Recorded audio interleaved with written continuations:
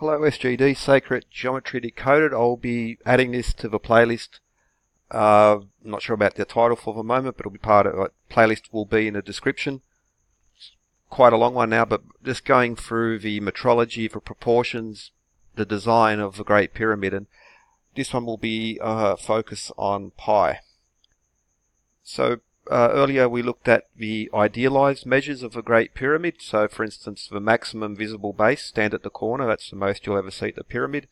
440 on each side, so 880 maximum visible base divided by 280 Egyptian royal cubits. These are all in cubits. And there we get, that simplifies to 22/7, which is a very, very good approximate of 5. So of pi. 3.142857, 142857 repeater, because it's 1/7. Whenever you see these digits, 142857, 142857, that means it's divided into sevenths. Pi itself, 3.14159, etc. So we get 99.959% accuracy, which is very, very good. However, so now we're looking at the pyramid, and we're looking at the southwest corner, and this will follow on from the previous one where I went into phi. Okay, I'll pause a second. Okay, quick recap of the last one where we saw phi plus 1 or phi squared proportions, 99.96%, and this is a proportion, but also how the measures, and remember, like 280 Egyptian royal cubits high, 220 Egyptian royal cubits the half base. And that itself brings us to using the idealized measures, a very, very good approximate of phi squared, or phi plus 1 times 100, times 10, times 100, times 1,000 is a repeated theme, and I'll get to that because this connects so many other aspects and locations, for instance, to Heliopolis, for instance. But based on the idealized measures, there we get, and there's so very, very close. What was it? 99.96 something percent. But also on measures, we get pretty much the same thing happening, where it is very, very close. However, if we use the actual survey, using the J.H. Cole survey, we get 99.99756 and higher than percent. I've rounded that off. But in meters. So we saw it in proportion. Whatever is on the pyramid as a proportion, so it's irrelevant what unit of measure you use. For instance here, whether it was meters, feet, thaler, li, doesn't matter. The proportion comes there to very high standard. However, if we look at the measures using idealized measures, we come to a very, very high standard too. However, if you examine it further and use the survey data and include the supposed construction errors, where no one side of a pyramid is exactly the same. Clearly, given the accuracy of the rest of the building, this was intentional, and if you examine it through this lens of geometry and math, this error leads us to a very good approximate to a very, very good, very, very, very good approximate, essentially perfection. And so in meters and times 100, phi plus 1 or phi squared times 100 meters, 99.99% if we use the actual measures there. So again, we're getting percentages higher than what's in the proportion, also in the measures. Now we can go back to the pyramid, and this will be on pi. So pi using the proportions based on the idealized measures, very, very good, 99.95977%. So there we see that same. So that's based on the proportions. So, but what happens now if we use that same? Where are we? Oop, I've missed. Let me pause a moment. Okay, now that's all good. So we saw the proportions, the maximum visible base, 880 or 440 Egyptian royal cubits, divided by the height, 280. We use these exact same measures instead of dividing them. Now we're just going to subtract. So 880 minus 280 is 600 Egyptian royal cubits. 1 Egyptian royal cubit, pi over 6 meters within again, exact measure margin of error. We'll be looking at splitting a couple of human hair to get the difference. But since it's pi over 6 meters, therefore 600 Egyptian royal cubits will be pi times 100 meters by definition.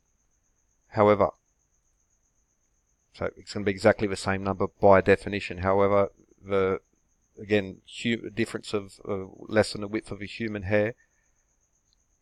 Now that's 880 minus 280 is 600 Egyptian royal cubits.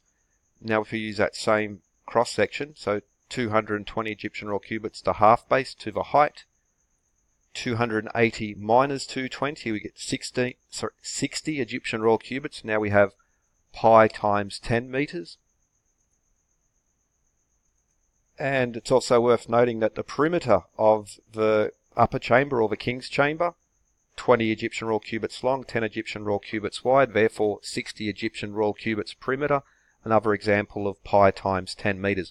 Whatever is on the outside is repeated. Whatever is in proportion is repeated. As above, so below. As is on the inside is on the outside. As is in proportion, so it is in measurement. And so there we see that. Now, the Grand Gallery. Getting the exact. So if you measure the Grand Gallery along the base, you get about 156 point something feet. If you measure it along the top, you get just over 153 feet. The 153.14 feet is exactly the height of a Great Pyramid divided by pi. So within 1 inch and best available measures, but the top of a Grand Gallery, 153.1 feet. You'll get a slight variation on the survey data, but at the very least it is, if not 99.999% accurate, it will be above 99.94% accuracy. So either way, you got a really high standard. So now proportion of the Grand Gallery is equivalent to the Grand Gallery times pi is the height of the pyramid itself. And at 28 feet high, the Grand Gallery, now the Great Pyramid is 280 Egyptian royal cubits high, E minus 1 feet per Egyptian royal cubit, which is another link worth exploring later.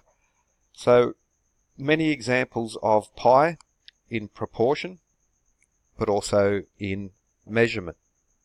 And that's the key one. So now, pi over 6 meters is 1 Egyptian royal cubit. E minus 1 feet is 1 Egyptian royal cubit. I'll link this again in the description. CPAC trailer by Alan Green, where he goes into some of these other aspects. And I'll be extending this in future ones because it's got a lot to do with vesica and seed of life geometry, also timekeeping. So these math proportions and these measurements, the meter, the cubit, and the foot, connecting in exquisite geometry is another way to put it. Just beautiful. It's an engineered building, and it's been engineered. It's a very specific set of proportions and a very specific set of measurements. The measurements themselves reinforce the key proportions of the building. Extraordinary symphony of coincidence. This will link back to man is a measure of all things, and for instance 6 foot man, well actually 4 cubit high man, because man is closer to 7 feet, and it just so happens that 6.9 English feet is equal to 4 Egyptian royal cubits. Just another coincidence buried in time. But the meter, so a pendulum has been the standard for measuring time until the quartz crystal come along. Giovanni Uriccioli was one of the first to publish it. It needs to be at a shallow angle, no more than 30 degrees. Just so happens that the center of a Great Pyramid is 10 times the base of the Great Pyramid from 30 degrees, and 30 degrees just happens to be pi over 6 radian, and 30 degrees is pi over 6 radian as well, and 1 Egyptian royal cubit is pi over 6 meters. A 1 meter long pendulum will swing at 1 second, and that section of 1 second arc is pi over 6 meters. Therefore, 1 Egyptian royal cubit. 86,400 seconds per day, multiply dimensions of the Great Pyramid times 86,400, you get the complete size of the Earth, not the half Earth. But measures and proportions carrying together. Man is a measure of all things. The proportions of man create the units, as is spoken of in ancient texts, and we see a connection through. Now, also link this in the description. Alan Green is speaking to the Dan Winter channel, and he talks about what we can see, the 8-sided pyramid. Alan Green very cleverly was part of a team that visited Giza, and under the noses of the authorities, what they tried to do was measure the indentation of that pyramid. So from corner to corner you would have a straight line. How far in is that indentation? And what they got was 36 inches approximately. And I find that very interesting. I gave him an email just to point out the fact that pi feet is 37.699 inches. So this could be just like the meter, the proportions. Here I think is another connection in there. Because of the state of the pyramid missing the casing stones, to get it to the fraction of an inch accuracy would be needed. It cannot be done. I know they're going to do some more analysis of their measures, but for the moment, the 36-inch approximate, at the very least, is something of interest given the multiple levels we see elsewhere and the lovely, beautiful connections between the foot, the meter, and the cubit. So we saw the proportions of the pyramid, and so let's look now at the J.H. Cole survey and look at the southwest corner. So the idealized proportions, 880 divided by 280. Okay, but now we look at the actual measures, in the southwest corner is 755.772 feet plus 756.072 feet. The south face of the pyramid is the longest one. It's the only one which tips over 756 feet. No one side of the pyramid is exactly 756 feet. But so there we get the maximum visible base at the southwestern corner, 1,511.844 feet. And just as we did earlier, we subtract the height from the maximum visible base, so 1,030.744 feet.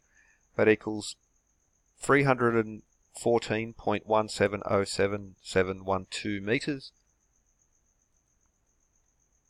So pi times 100, 314.1592, etc.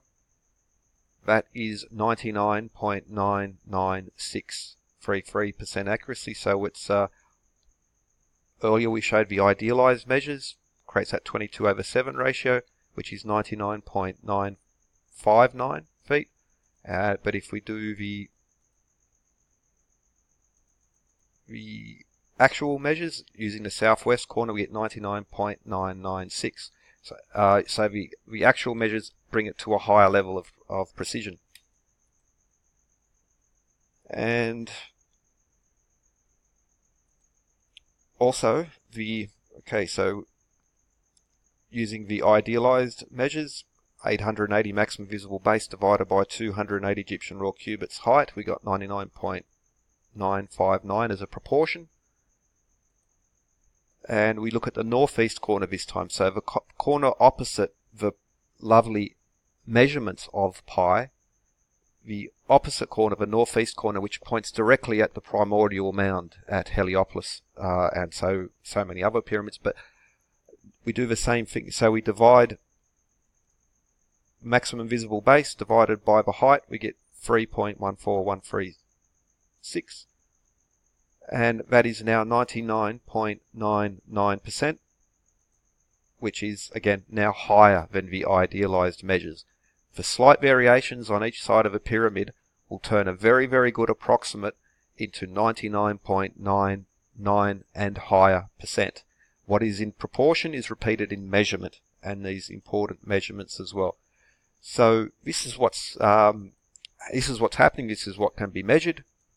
Any other circumstance, this would at least be something of interest. But what can you say? Anyway, cheerio and have a good one.